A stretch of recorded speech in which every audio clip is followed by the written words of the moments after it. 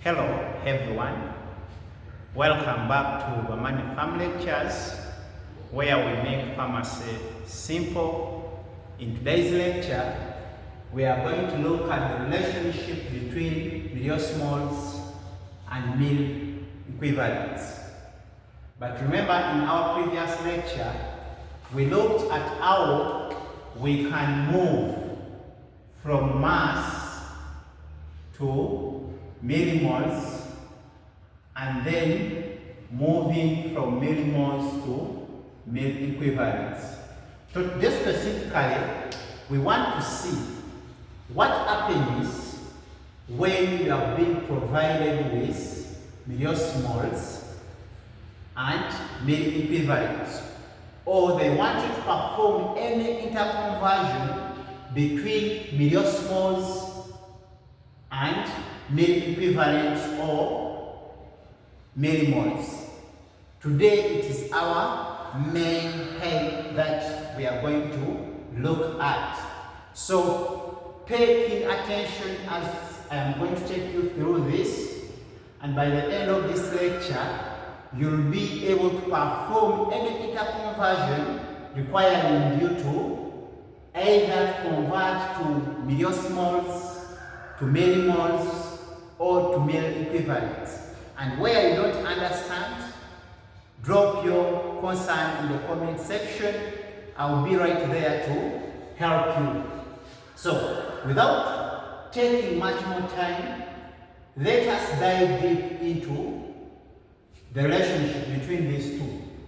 One, before we can look at what mOsmols mean, we need to first recap about mil equivalents. Remember, we said mil equivalents measures the concentration of electrolytes in a solution, and that tells us that mil equivalents simply measures electrical charge, which we may call valence in this case. But mOsmols, for short mOsmol, means measures number of dissolved particles in a solution. When we talk about number of dissolved particles in a solution, we understand that we have certain substances which, when ionized in solutions, they dissociate to produce ions, and we also have those substances which do not dissociate when dissolved in solutions. So at the end of the lecture, we shall also be able to know which particles produce which substances which when dissolved in solutions dissociate to produce particles, and those that do not dissociate when dissolved in solutions. So mOsmol can be calculated using a simple formula where we have the product of millimoles and number of particles. But remember, we say when we are looking at the relationship between mil equivalents and mOsmols, that mil equivalent is given by product of millimoles and valence of that particular ion. Meaning, if you want to calculate for millimoles, it is simply mil equivalent divided by valence of that particular ion. But remember, we say that for monovalent ions, those ions that have got a valence of 1 millimole is equal to 1 mil equivalent. And for those ions that have got 2 valences, those are the ones we call the invariant ions, 1 millimole is equal to 2 millimoles. So that means that for a compound like glucose, which is a non-electrolyte, in other words, it does not dissociate in solution to produce ions. It is simply a molecule. Therefore, 1 millimole of such a compound is equivalent to 1 mOsmol. But for compounds like sodium chloride, we know sodium chloride is an electrolyte, and therefore, when dissolved in solution, it is going to decompose to produce sodium ion and chloride ion. And when we count, you realize that we have two particles. We have one particle of sodium ion and one particle of chloride ion. So this gives us two particles of sodium chloride. And therefore, that means we say that for these compounds that have got one valence, 1 millimole is equivalent to 1 milliequivalent. So that means that 1 millimole of sodium chloride is equivalent to 2 milliosmoles. How about for calcium chloride? When calcium chloride is dissolved in water, it is going to decompose to produce 1 ion of calcium and 2 ions of chloride. So when we add the 2 ions of chloride plus 1 ion of calcium, we shall have 3 particles, which means that 1 millimole of calcium chloride, when dissolved in water, it will produce 3 milliosmoles. So that means that, importantly to note, many equivalents, they depend entirely on values, whereas milliosmoles depend on the number of particles after dissociation. Let us look at the first example. How many milliosmoles are in 10 millimoles of sodium chloride? They have given us millimoles of sodium chloride as 10 millimoles. But they want us to convert these 10 millimoles into milliosmoles. But remember, from our formula, milliosmol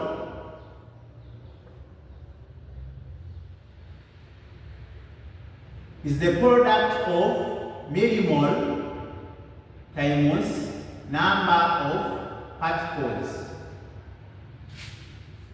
But we know that sodium chloride dissociates to produce 2 ions. That's sodium ion and chloride ion. So we simply have 2 particles of sodium chloride.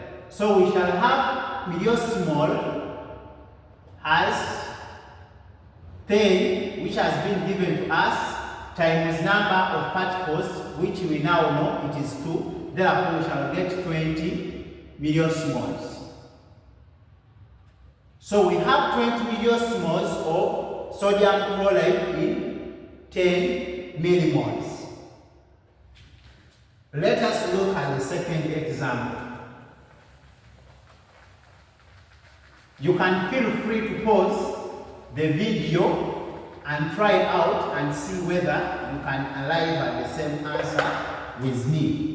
Here they want us to calculate the number of milliosmoles in 5 millimoles of calcium chloride. But remember, calcium chloride decomposes to produce calcium ions plus 2 chloride ions, which gives us 3 particles.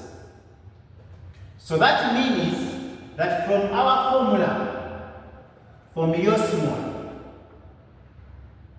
which is equal to product of millimole and number of particles,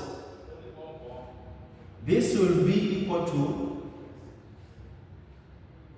now the millimoles that they have given to us, which is 5, so we shall have 5 times number of particles, which is 3, and we shall finally have 5 milliosmoles of calcium chloride.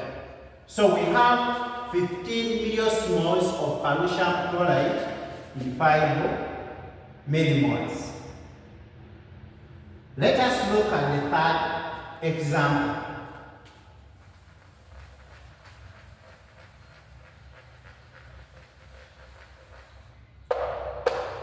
In our third example, a solution containing 5% anhydrous dextrose in water for injection, and the molecular weight of dextrose has also been given to us as 180. So they want us to calculate the number of millimoles per liter of dextrose, of course. And part B, they want us also to calculate for the number of mOsmols still in a liter. So what does that mean? Is that now they have given us the concentration of dextrose as 5%. But remember, from our knowledge of dilution or percentage strength, we say that 5% means 5 grams in 100 mils of the solution. But they want us to calculate the number of millimoles per liter. But every time we say in a liter, we mean in 1,000 mils. So that means we are first of all going to obtain the amount of dextrose in 1,000 mils of the solution. So we shall say that if 100 mils of solution contain 5 grams of dextrose, how about the 1,000 mils? It will contain 5 grams divided by 100 times 1,000, and this will give us the 2 and the 2 will cancel. We shall have 50 grams per liter of dextrose. So we have 50 grams of dextrose in 1 liter. But our measure A, we want to convert what we have into millimoles. But remember, from our knowledge, we need to convert now the mass we have into millimoles. But to convert the mass into millimoles, we have to first convert the mass to moles, then we convert the moles to millimoles. How do we achieve this? We know that the molecular weight of dextrose is 180 grams per mole. So that means we are looking for number of moles of dextrose in this case. What we know is the mass of dextrose. So we are going to use the molecular weight and write from first principle that 180 grams of dextrose contain 1 mole. How about the 50 grams of dextrose? It will contain 1 out of 180 times 50. And when we compute this, we shall get 0.2778 moles of dextrose. So after obtaining the moles of dextrose, we are going now to convert the moles we have obtained into millimoles. But remember, we say that 1 millimole, 1 mole is equivalent to 1,000 millimole. How about the 0.2778 moles? This will be equal to 1,000 divided by 1 times 0.2778, and this will be millimoles. So when we compute this, we shall have 277.8 millimoles. So after obtaining millimoles, remember from our formula for mOsmols, mOsmol is equal to product of millimole times number of particles. Dextrose is another electrolyte and therefore it has only one particle. So we shall have the 277.8 times 1, which still gives us 277.8 milliosmoles of dextrose. Milliosmoles per liter. So this becomes our answer. So let us look at the second example. Part 1, part A was this, then part B is this. So our first example, they want us to calculate the number of milliosmoles per liter in 0.9% solution of sodium chloride. The molecular weight of sodium chloride has also been provided to us. This is your official assignment. Pick your calculator and a pen and solve it. And you drop your answer in the comment section. I'll be right there to tell you whether you got the right answer. And anywhere where you have not picked up well, you can still feel free to ask any question in the comment section. I'll be right by to help you understand the relationship between mOsmols and mole equivalents better. And don't forget, if you find this video very useful, please subscribe to my channel to keep it growing and also to keep you updated with more simplified pharmacy lectures.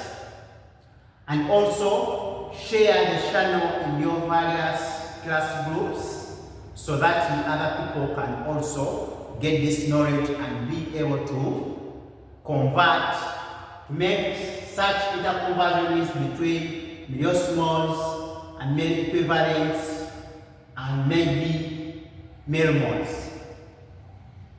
Let us meet in our next lecture. Thank you for watching.